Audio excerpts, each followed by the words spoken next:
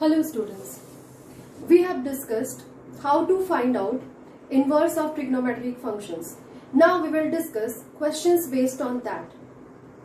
So we will discuss from the exercise 2.1.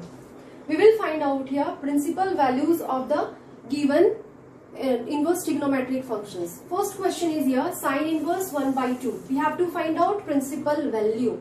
So first of all, we will consider let theta equals to sine inverse 1 by 2. Then we can take this sine inverse in left hand side. So it will be a sine theta equals to 1 by 2. Then we know that in sine 1 by 2 we can get in sine of pi by 6. 30 degree value. Sine 30 degrees 1 by 2. So we can write theta equals to pi by 6. We can write theta equals to pi by 6 when this pi by 6 is in between the range value of sine inverse function or principal value branch of sine inverse function that we have discussed in the previous video. So we know that sine inverse branch is closed interval minus pi by 2 to pi by 2. So yes, this pi by 6 is in between minus pi by 2 to pi by 2. So this is our answer. Every time whenever we will find out principal value, always we have to check it.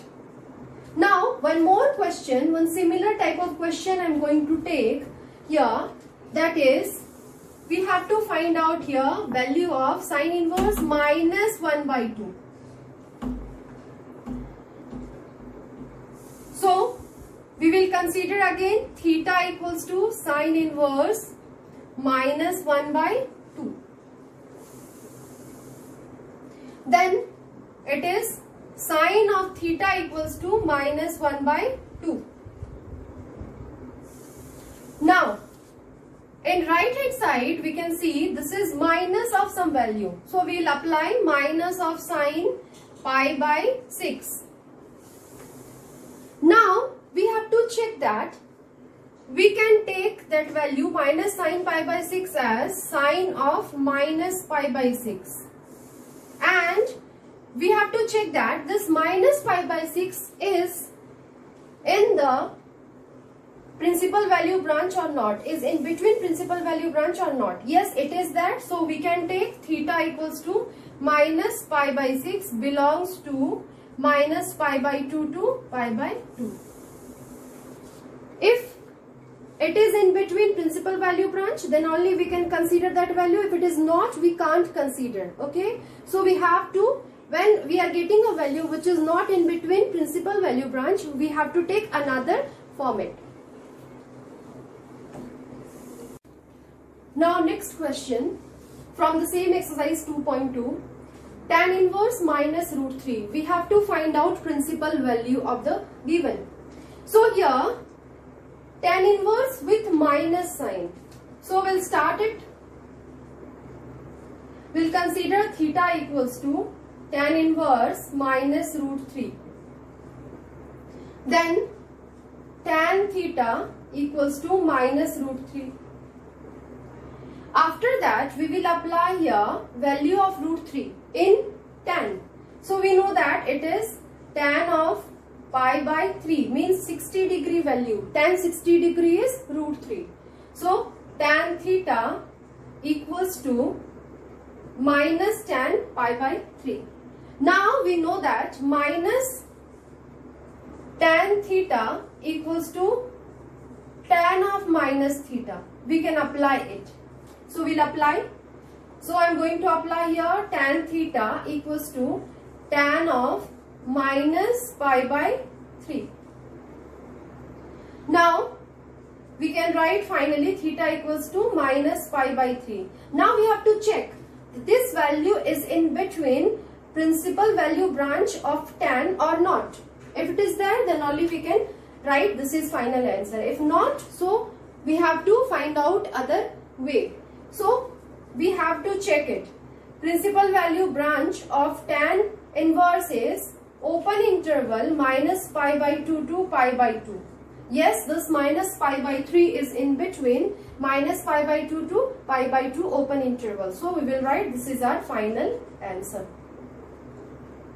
Now, one more question I have written, that is cos inverse minus 1 by 2. So we will start it. Again we will consider theta equals to cos inverse minus 1 by 2. Then cos theta equals to minus 1 by 2. Now cos theta minus 1 by 2, we know that 1 by 2 in cos, that is cos of pi by 3, 60 degree. Cos 60 degree is 1 by 2. Now we know that cos of minus theta equals to plus cos theta. We are not getting any formula here. So we have to use here quadrant. Means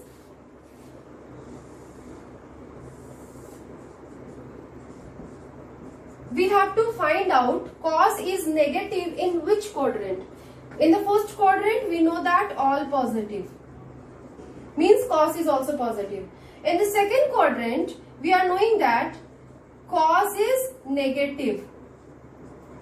So we have to use this value. Means if we will use second quadrant format, means if we are writing here cos of pi minus theta, we know that minus cos theta.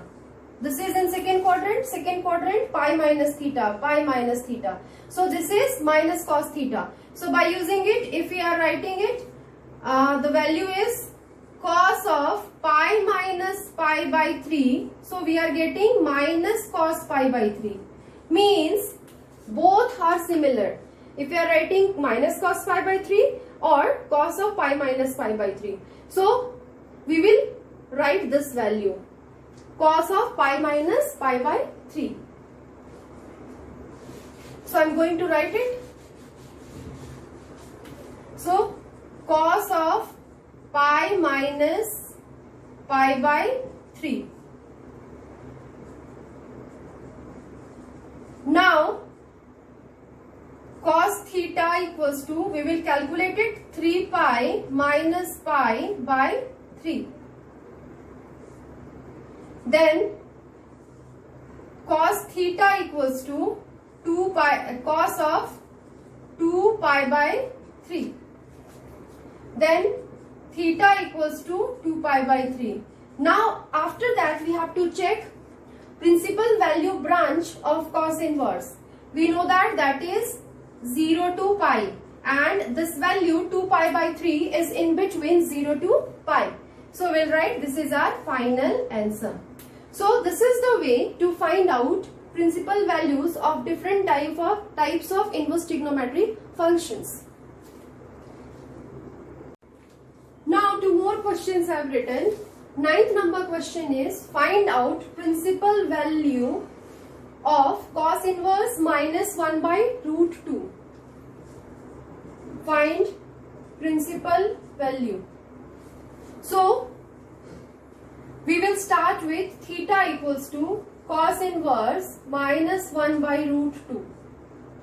Then cos theta equals to minus 1 by root 2.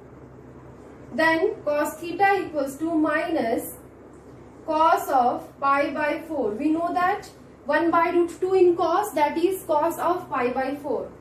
Again we have to use the same concept, means we have to use quadrant form. X-axis, y-axis, x dash, y dash. First quadrant, second quadrant, third quadrant, fourth quadrant. We know that in the second quadrant cos is negative. Cos pi minus theta is minus cos theta. We have to use this concept.